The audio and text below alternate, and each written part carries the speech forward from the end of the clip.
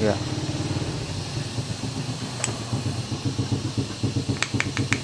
Đấy. Thấy chưa?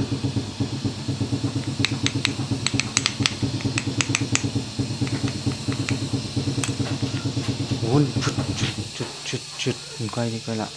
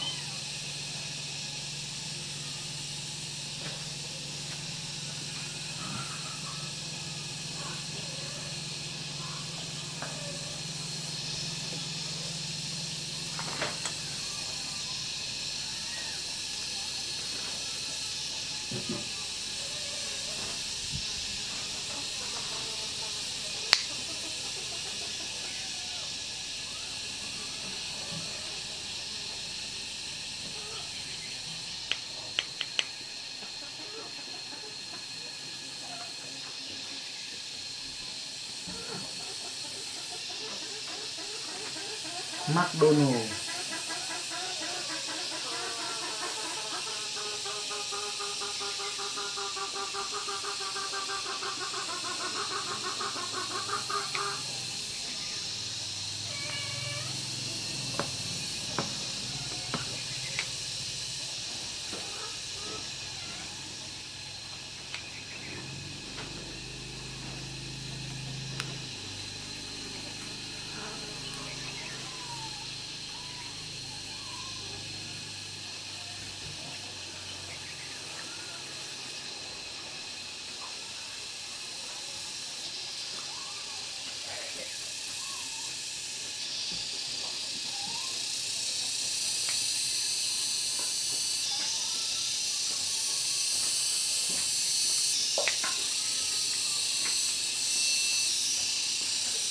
Vừa xong piston đẹp tuyệt vời, ráp vô chữ Y thành chữ ở đây, ráp vô.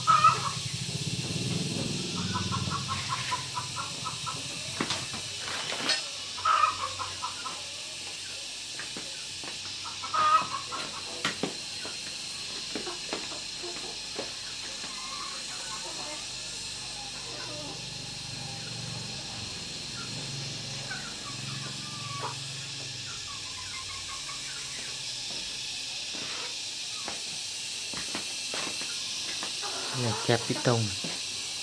Này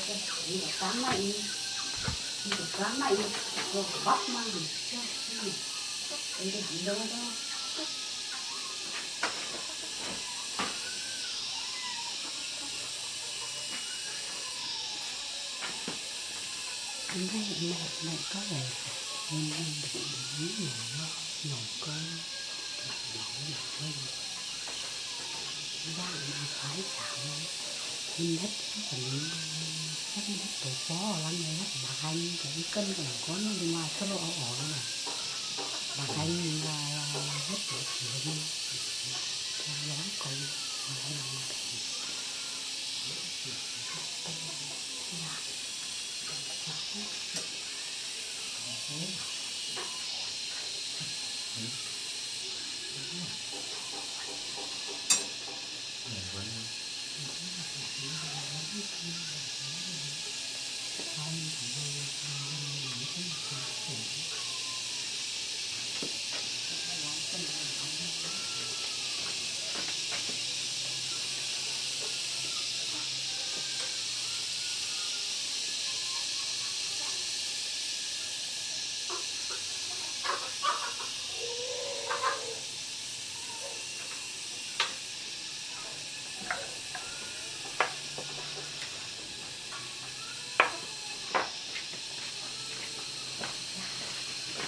Nhìn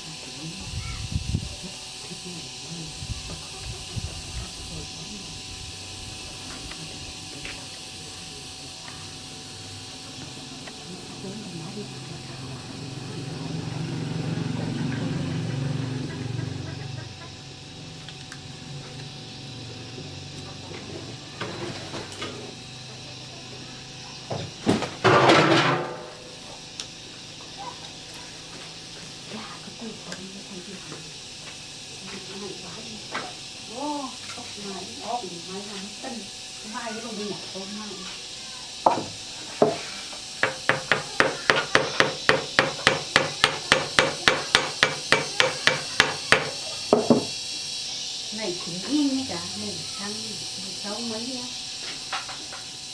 ôi nào cứ mất tiền cứ